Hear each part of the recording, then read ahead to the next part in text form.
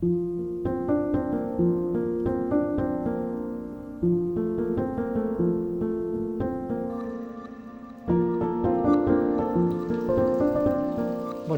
sono Corrado Scoccer dell'Osteria Veigia Madesimo. Ci troviamo qua nel mio locale con Stefano, amici dall'infanzia.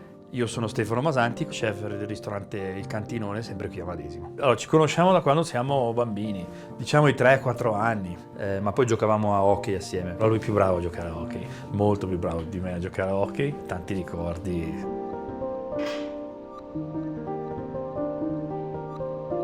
Oggi ci troviamo appunto all'Osteria Vecchia e parliamo di pizzoccheri valtellinesi, quelli tradizionali, appunto quelli fatti con grano saraceno, di cui tu sei il maestro Madesimo, te lo riconoscono tutti.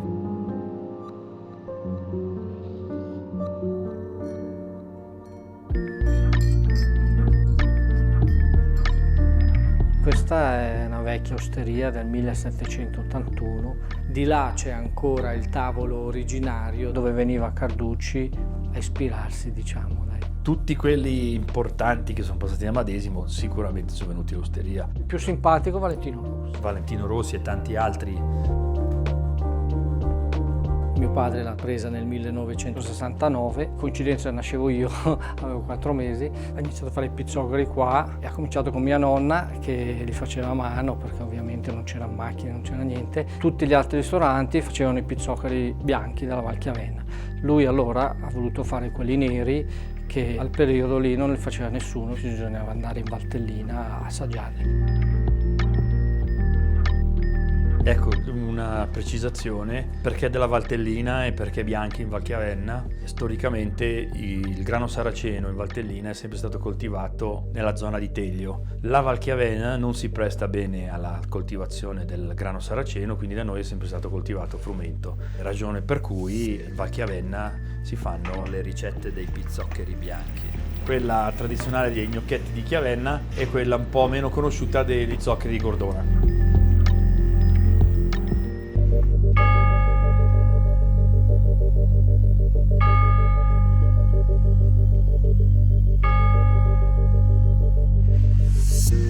Storicamente erano tutti allevatori di mucche, quindi avevano formaggio e burro, qualche prodotto dell'orto, le verze d'inverno, le coste o gli spinaci d'estate, l'abbondanza di patate e il grano saraceno portato ovviamente da est. Poi ci sono tante versioni, pare da Marco Polo, pare dei mercenari saraceni, quindi si è sviluppata questa pasta che poi sulle Alpi con tante versioni si è arrivati a quello, formaggio, burro, patate e cereale.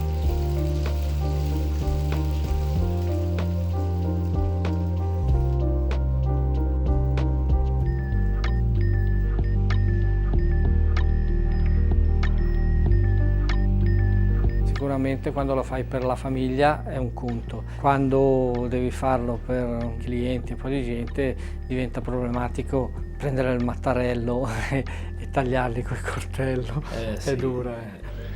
E allora sono passate un paio di macchine nel frattempo che sono qui da più di 30 anni e logicamente adesso li faccio 9 kg alla volta con una macchina che ho modificato perché non c'è l'impasto del pizzocchero, perché non esiste.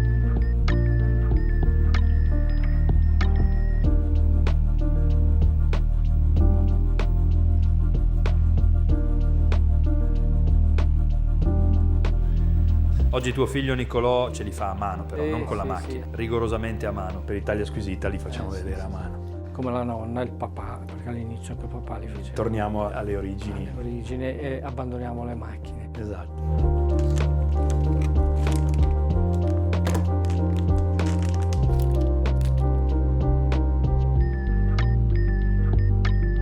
La ricetta è molto semplice perché alla fine è farina bianca in dose minore e farina nera che prevale sicuramente. La proporzione è 1:4, 4 di nera, la saraceno, e 1 di farina bianca. Un po' di acqua, sale. La particolarità della farina di saraceno è sicuramente che si amalgama poco, perché è asciutta, perché ha i suoi valori Non ha fibrosi. glutine. Ecco, non ha glutine. E allora si aggiunge la farina bianca proprio per quello, perché all'inizio dicevano proviamo a farla solo nera e non riuscivano. È molto proprio difficile, certo. Si sfrigolava, diciamo. Va lavorata un po' perché la farina bianca deve sviluppare il glutine, che poi è quello che lega l'impasto.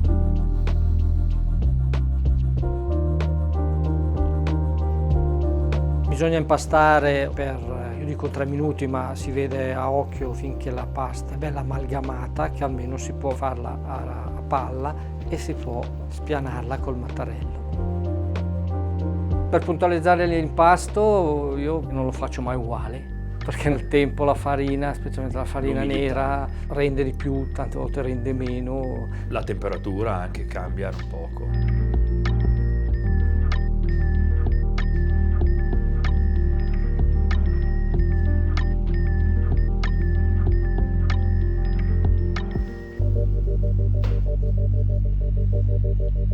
Dopodiché facciamo bollire l'acqua, la saliamo e appena bolle mettiamo verze e patate.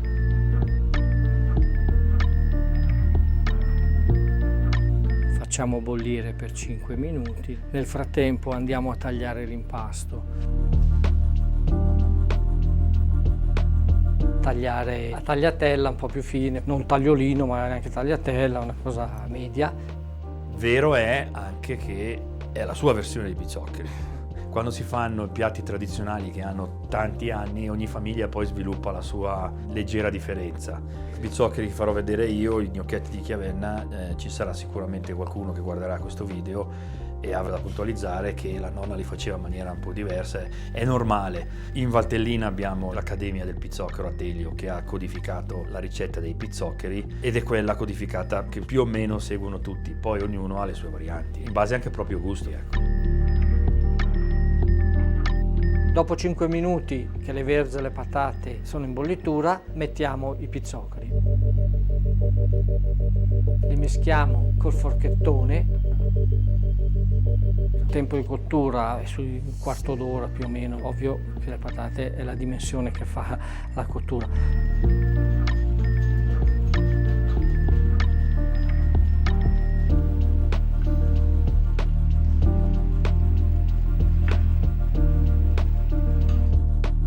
Dopo però che fa padrone è il condimento con i vari formaggi, casera, manioca, giovane e anche un po' di parmigiano. Parmigiano diciamo che è un'evoluzione della cucina attuale. Una volta si usava più il formaggio stravecchio, grattugiato, però il parmigiano ha un gusto più rotondo rispetto al nostro formaggio, che quando è molto stagionato diventa anche piccante e non a tutti piace.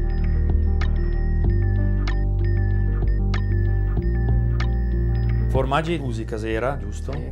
Ma usi anche manioca, no? Sì. La manioca, per chi ci ascolta, è il formaggio tipico della Val Chiavenna. Li mettiamo in forno per sciogliere più omogeneamente il tutto. È interessante l'utilizzo, che lo facciamo anche noi al cantinone, di diversi formaggi, perché uno dà più profumo e gusto e uno dà più scioglievolezza, diciamo così. Quindi la combinazione di vari formaggi poi crea il pizzocchero perfetto. Nel frattempo che i pizzoccheri sono in forno a sciogliersi, metto in una padella il mio burro,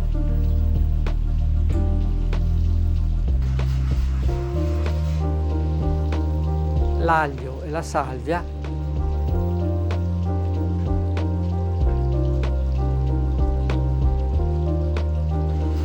quando vedo rosolare l'aglio color oro vado a prendere i pizzoccheri dal forno.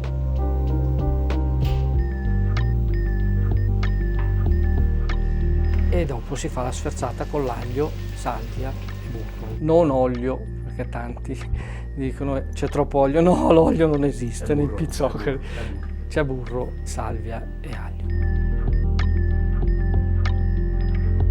Il piatto del pizzocchero penso che è un piatto non leggero, anzi tanti clienti il colesterolo gli viene in mente subito. Però penso che sia un piatto completo che ti soddisfa già quello.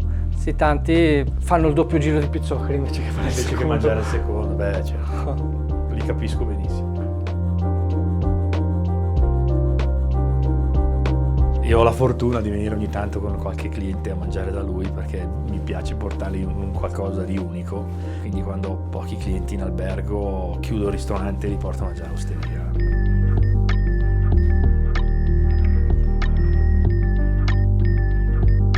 Ci siamo rifatti gli occhi con i pizzoccheri di Corrado e Nicolò, qui all'Osteria Vecchia. Abbiamo visto anche la bellezza del ristorante. Ora ci trasferiamo al cantinone per degustare e vedere le versioni di pizzoccheri bianchi.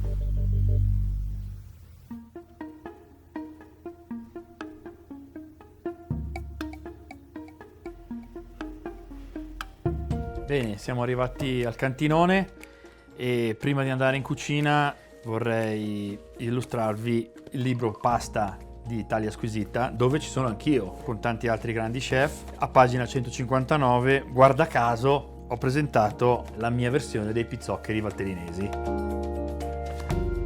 Non sono buoni come quelli di Corrado dell'Osteria Vegia, però si difendono, potete provare anche questa. E ora vi invito in cucina, andiamo a vedere le altre ricette.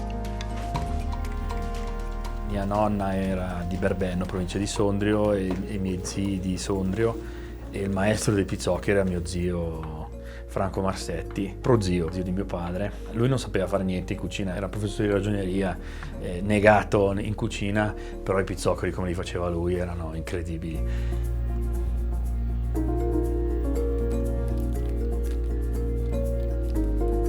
Bentornati, benvenuti al cantinone. Nella mia cucina oggi vi spieghiamo come si fanno i pizzoccheri bianchi alla nostra maniera. Ve ne forniamo due ricette diverse. Però inizio con un trucco. Vi faccio vedere come facciamo noi il burro per i pizzoccheri. Un burro chiarificato. Rimane anche un po' più digeribile, quindi più in linea con le esigenze di oggi. Dobbiamo solo aromatizzarlo, quindi delle cipolle. Tanti non le mettono, ma mio zio ci metteva anche le cipolle, spicchi d'aglio e la salvia. E accendiamo non troppo forte, facciamo sciogliere il burro e lo lasciamo cuocere per 45 minuti, un'ora, eliminando mano a mano la schiuma che si crea in superficie. Una volta cotto il burro andiamo a separare il liquido dagli aromatizzanti. E questo è il risultato. Questo nostro burro lo utilizziamo per tutti i nostri pizzoccheri. Vi consiglio di farlo raffreddare, metterlo in frigorifero o addirittura congelarlo. Perfetto, adesso iniziamo con la prima ricetta, gli gnocchetti di Chiavenna. Ricetta semplicissima, sono pochissimi ingredienti. Abbiamo del pane raffermo che andiamo a mollare leggermente con poco latte. Poi Rafa, il mio sous chef, va a mischiare mezzo chilo di farina con mezzo litro di latte. In questo caso abbiamo usato la farina del Molino Caputo 00. Il nostro pane si è ammollato, lo sto schiacciando leggermente per creare una specie di pastella e andiamo ad aggiungerla al nostro impasto.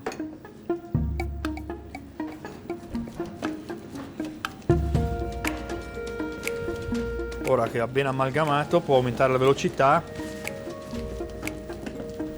Ancora un po', lo lavoriamo un po' perché dobbiamo sviluppare comunque un po' di glutine, non troppo ma neanche troppo poco, non va lavorato tantissimo ma neanche poco. Siamo pronti, come vedete il liquido è assorbito tutto, quindi adesso lo facciamo riposare 5 minuti e poi procediamo con la cottura.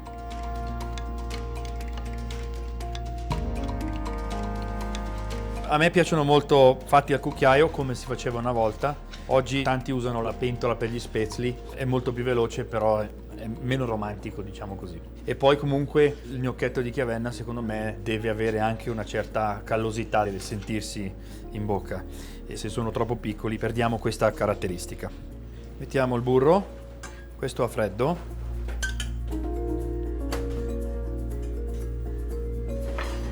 I nostri gnocchetti sono cotti, sono molto irregolari come vedete, poi ci sarà chi ha un'opinione diversa, a noi piacciono un po' così.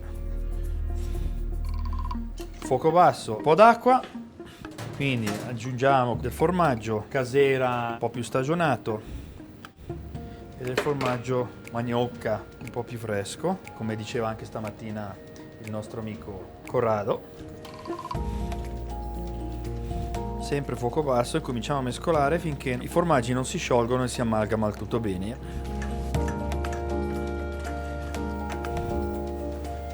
si incomincia a creare la nostra crema e alla fine aggiungiamo un po' di parmigiano, anche qui siamo generosi, pepe abbondante, addirittura molto spesso ci si mette il pepe subito e poi a tavola lo si porta ancora perché ci sono quelli estimatori. Questo è il risultato. Andiamo a metterli in una ciotola di laveç, quindi pietraolare locale, che mantiene molto bene il calore, quindi scaldato prima, così i nostri pizzoccheri, il nostro formaggio soprattutto non si indurisce. Ancora un po' di pepe e i nostri pizzoccheri di Chiavenna o gnocchi di Chiavenna sono pronti.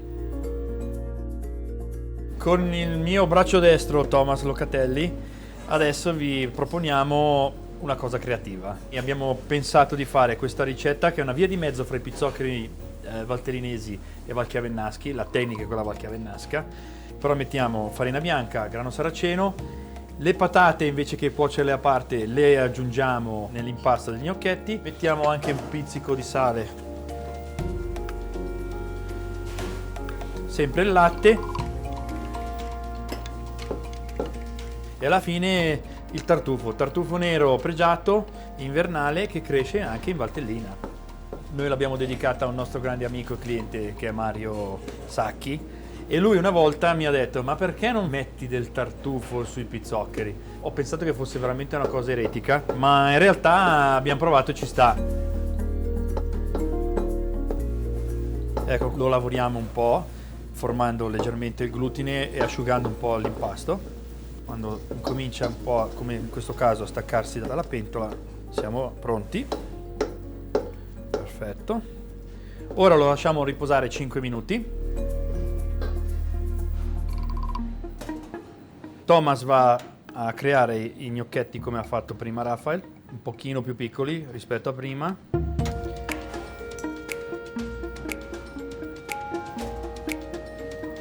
Ok, io direi ci siamo, perfetto.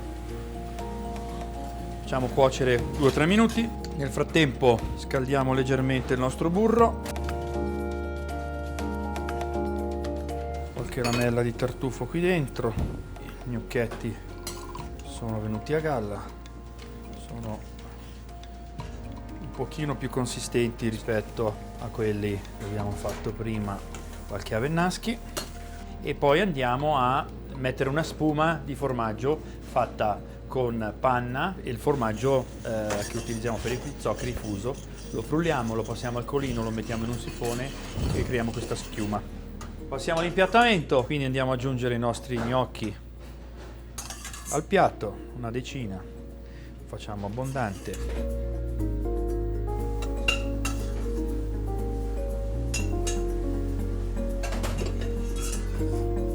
Andiamo ad aggiungere la spuma di formaggio e poi terminiamo ancora con del tartufo.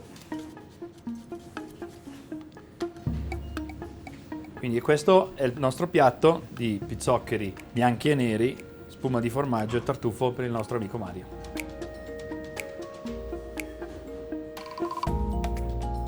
Siete venuti a Madesimo, siamo andati da Corrado all'Osteria Vegia, tappa immancabile se venite a sciare o a passeggiare o solo a rilassarvi a Madesimo.